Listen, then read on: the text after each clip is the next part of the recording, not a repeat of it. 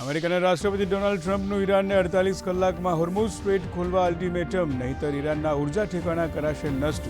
ટ્રમ્પે કૂટનૈતિક સમાધાનની વાત ફરી દોહરાવી તો ઈરાને આ અલ્ટિમેટમને સ્પષ્ટપણે ફગાવી દઈને નમતું જોખવાનો કર્યો ઇનકાર.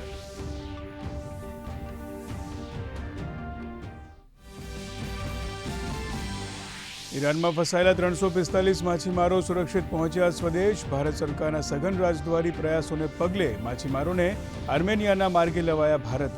કેન્દ્રીય વિદેશ મંત્રી ડોક્ટર એસ જયશંકરે આર્મેનિયાની સરકારનો માન્યો આભાર.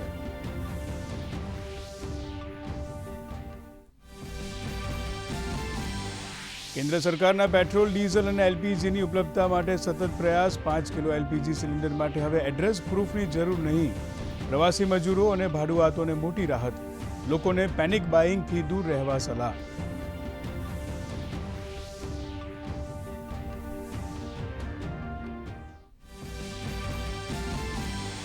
ચાર રાજ્યો અને કેન્દ્ર શાસિત પ્રદેશો માટે ચૂંટણી પ્રચાર તેજ. પ્રધાનમંત્રી નરેન્દ્ર મોદી પશ્ચિમ બંગાળમાં પ્રચારની કરાવશે શરૂઆત.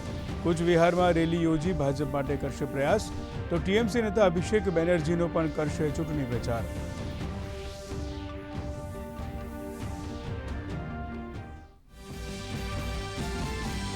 નાયબ મુખ્યમંત્રી હર્ષ સંઘવીએ સુરતના ડાયમંડ બુર્સની મુલાકાત લઈ હીરા ઉદ્યોગકારો સાથે કર્યો સંવાદ.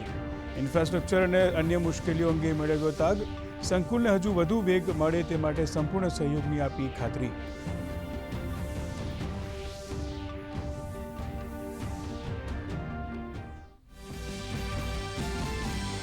ભેળસેળવાળા પનીર મામલે સરકાર એક્શન મોડમાં. નકલી પનીર એનાલોગ બાબતે રેસ્ટોરન્ટ અને હોટેલોએ માહિતી આપવી ફરજિયાત.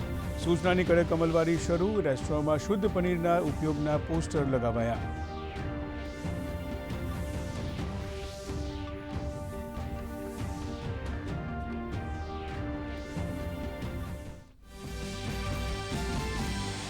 ઉત્તર ભારતમાં કુદરતનો પ્રકોપ. પહાડોમાં હિમવર્ષા અને મેદાની વિસ્તારોમાં વરસાદથી ભારે નુકસાન. જમ્મુ કાશ્મીરમાં હિમવર્ષાને લીધે અનેક રસ્તા બંધ. પંજાબ હરિયાણામાં કરા પડતા ખેડૂતોમાં ચિંતા. રાજ્યના અનેક શહેરોમાં તાપમાનનો પારો ઘટતા ઠંડક.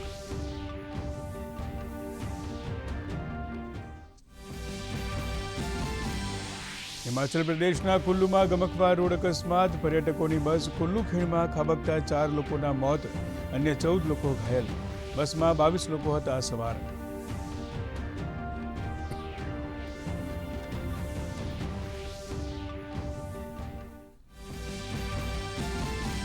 અને આઈપીએલ 2026માં રાજસ્થાન રોયલ્સે ગુજરાત ટાઇટન્સને 6 રને હરાવ્યું. આઈપીએલમાં રાજસ્થાન રોયલ્સની સતત બીજી જીત. રવિ બિશ્નોઈએ 4 વિકેટ લીધી. આઈપીએલમાં આજે સતત બીજા દિવસે પણ ડબલ હેડર રમાશે.